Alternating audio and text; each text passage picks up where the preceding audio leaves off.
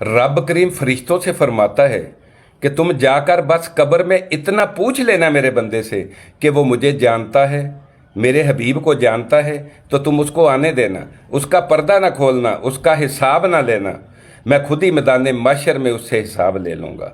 अल्लाह अकबर। नबी पाक सल्लल्लाहु ताला अलैहि वसल्लम फरमाते हैं, मुस्लिम शरीफ की हदीस पाक है, आप सल्लल्लाहु अलैहि वसल्लम ने फरमाया कि क़यामत के दिन अल्लाह ताला बंदे पर अपनी रहमत की चादर डालकर लोगों से छुपा कर उससे सवाल पूछेगा कि ये गुनाह तेरा है। वो कहेगा या अल्लाह मैं भूल गया था, या अल्लाह गलती हो गई थी, मैं भटक गया था। रब करीम पूछेगा ये गलती भी तेरी है, तूने की है?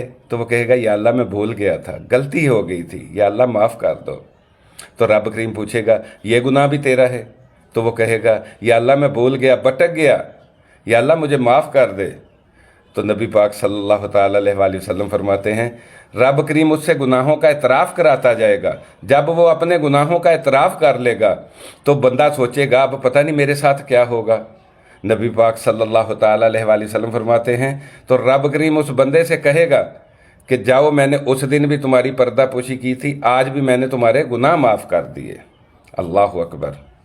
क़यामत के दिन भी अल्लाह की बारगाह अपने बंदों पर फ़ज़ल और करम अता फरमाएगी, फ़ज़ल और करम करेगी। तो दुनिया में भी अल्लाह के फ़ज़ल और करम की उम्मीद रखें और नेक अमल करें, अपनी ज़िंदगी को सांचा मुहम्मदी में डालें, तौबा इस्तग़फ़ार कर लें। आप सल्लल्लाहु ताला अलैहि वसल्लम की ज़िंदगी को देखकर उस तरीके से सांचा मुहम्मदी में अपनी ज़िंदगी को डालकर गुजारें। अल्लाह ताला हमें नेक अमाल करने की तौफ़ीक़ अता फ़रमाए।